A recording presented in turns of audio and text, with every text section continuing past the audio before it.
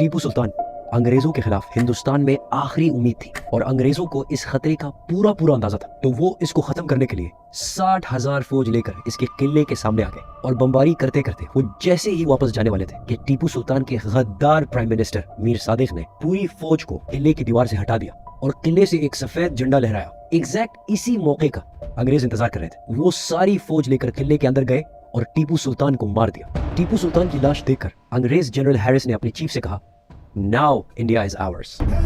टीपू सुल्तान के वालिद अनपढ़ थे, लेकिन वो अपने बेटे को आला तालीम देना चाहते थे। तो इन्होंने टीपू सुल्तान के लिए फ्रांस से फॉरेन ट्यूटर्स मंगवाए और मॉडर्न तालीम के साथ साथ दीनी तालीम भी दी। टीपू एक हैंडसम, बहुत ही highly educated and well train teenager बना और बहुत ही जल्द हैदर इसे सिर्फ 15 साल की उम्र में अपने साथ जंगों में एज एन एडवाइजर लेके जाना शुरू हुआ और बहुत जल्द हैदर हिंदुस्तान के सबसे ताकतवर रूलर्स में से एक बन गया। टीपू सुल्तान एक बहुत ही नेक मुसलमान था और अपनी एडमिनिस्ट्रेशन में हिंदुओं को पूरी नुमाइंदगी दी थी।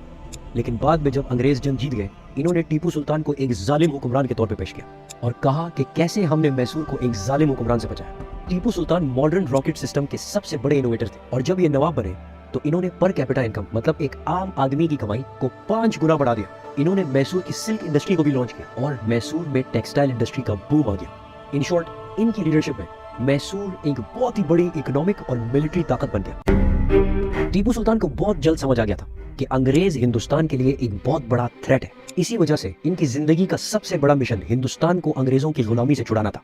अब टीपू सुल्तान का प्लान बड़ा सिंपल था। किसी तरीके से अपने एम्पायर को एक मजबूत एम्पायर बनाओ और किसी तरीके से इन जालिम अंग्रेजों को हिंदुस्तान से भगाओ। तो इसने पूरी दुनिया के लीडर से मदद मांगी, Mughals, Ottomans, China, Persia, Oman, सबसे।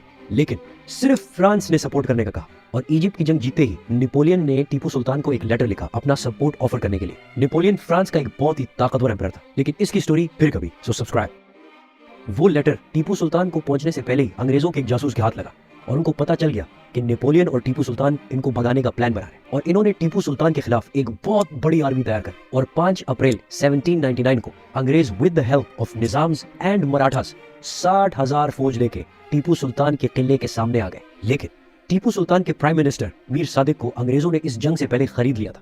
अंग्रेजों ने अपने तोपों से किले के दीवारों को तबाह करना शुरू कर दिया। बहुत दिन गुजरने की वजह से अंग्रेजों की फौज के पास खाना खत्म हो गया था और वो भूख से वापस जाने ही वाले थे कि एक दिन मीर सादिक की रहनुमाई में अंग्रेजों ने टीपू सुल्तान के वफादार जनरल को मार दिया और ये मौका देखते ही गद्दार प्राइम मिनिस्टर मीर सादिक ने टीपू सुल्तान की पूरी फौज को इस रास्ते से हटा दिया। एग्जैक्ट इसी मौके का अंग्रेजों को शिद्दत से इंतजार था।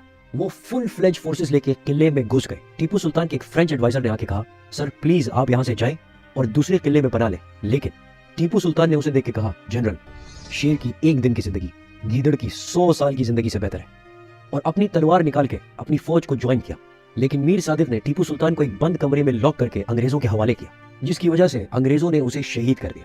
लेकिन इस गद्दारी का मीर सादिक को कोई फायदा नहीं हुआ, क्योंकि बाहर निकलते ही एक मैसूरी फौजी ने मीर सादिक को भी कत्ल कर दिया। मैसूर के लोगों ने, इंक्लूडिंग बच्चे, बूढ़े, औरतें, सब ने मीर सादिक की लाश को कब्र से निकाला, उसके टुकड़े किए और एक जगह पे लटकाया। 2 हफ्ते तक पत्थर और जूतों से इसकी लाश को मारते रहे। आखिरकार नई ब्रिटिश गवर्नमेंट को इसकी लाश बचाने के लिए अपनी फोर्स भेजनी पड़ी। आज भी लोग इसके मजार पे सिर्फ इसलिए जाते हैं कि इसके कब्र को जूते और पत्थर मार सके।